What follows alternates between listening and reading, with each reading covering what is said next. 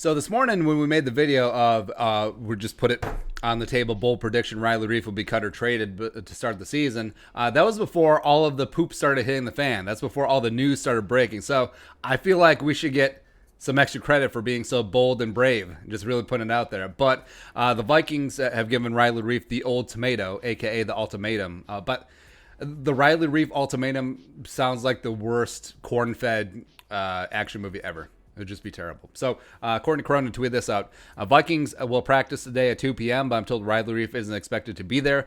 He was in the building earlier this morning, and it sounds like the Vikings have given him a deadline of tomorrow to decide whether he'll take a restructured deal or be released. And we've been talking about all offseason that we predicted that the Vikings would do this with Riley Reiff because they've done it in past years with veteran offensive linemen. 2016, John Sullivan. 2017, Alex Boone. And it's a point where the Vikings don't necessarily hate Riley Reiff, but they have all the leverage. They have a non-guaranteed contract and a spot where he's probably not going to beat that money, even the reduced money in the open market if he decides to take the cut. So he's stuck between a rock and a hard place. So the Vikings threw down the gauntlet, and I think Reiff, it would be smart for him to take the restructure because I don't think that he would be able to beat even what his restructured or pay cut deal would be in the open market, especially latching on with another team 2 weeks before the season. Don't really see that happening, but Reiff is due to make $10.9 million this year on his base salary.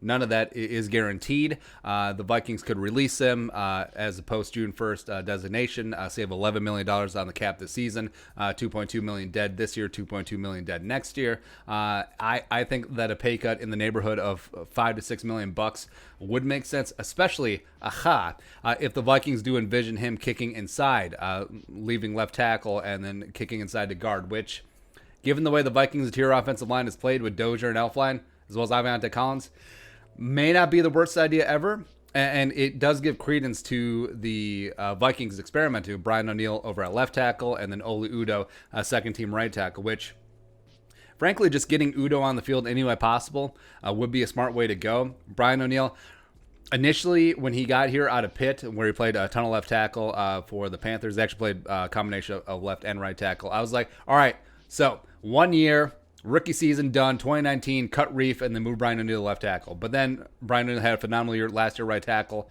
Don't really want to mess with that, but if it's a way to free up cap space, get rid of Reiff, and get Oli Udoh on the field, okay, I'm in on it. So I'll be honest, I've never really been a big Riley Reiff fan. I think he is perfectly serviceable. I think he's the prime meridian of NFL left tackles. I think that he is what you would expect from Iowa offensive linemen. Solid, not spectacular, not flashy, not this, not that. I did not think that he was worth the massive free agent deal that he got from Detroit, because remember, in Detroit, he got unseated by Taylor Decker, and for many years, well, for the duration of his rookie deal, he was the Lions starting left tackle. All of a sudden, he wasn't cutting the mustard for the Lions.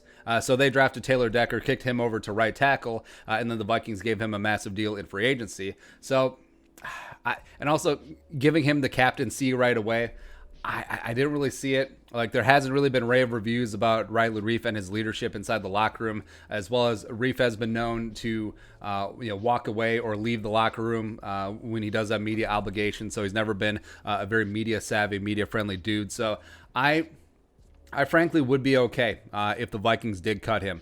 Yes, I would welcome a pay cut. I understand that the Vikings, Dennison and Kubiak do love veterans. They do like Riley Reiff, but I don't think the juice would be worth the squeeze, especially paying him at full freight. And also, I think that if it does give a chance for a guy like Oli Udoh and or Ezra Cleveland to potentially get on the field, that does make a lot more sense. Because, like we said, Riley Reiff is just a perfectly average NFL left tackle, but also he gets to his average not because he's steady all the way around, because he's all over the place and it just averages out to be there. So he'll play good against bad competition. He'll save his worst possible games for big time spots. So you look at the Green Bay games, you look at the Saints game as well, plus obviously Nick Bosa and the Niners. Like, Riley Reiff single-handedly handed that game to San Francisco. So I would not be shedding a tear.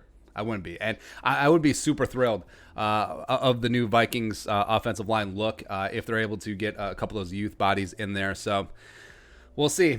We'll see. And by the way, it really shows leadership. You skip out on practice while you're deciding your future. You just leave the building like this. So just Okay. So once the decision comes in, it's going to be tomorrow. Either way, the Vikings offensive line is going to look a lot different. And either way, they're going to have a handful of salary cap to work with. Maybe they'll get the Dalvin extension done. Or maybe they'll sign Leonard Fournette. I don't know. But we'll see. Fingers crossed. All right, so your thoughts. Vikings giving Riley Reiff the ultimatum. Let us know in the comments section below. Subscribe for daily Vikings takes. Want to support that work? Post on the Venmo. But until next time, Skull, production value.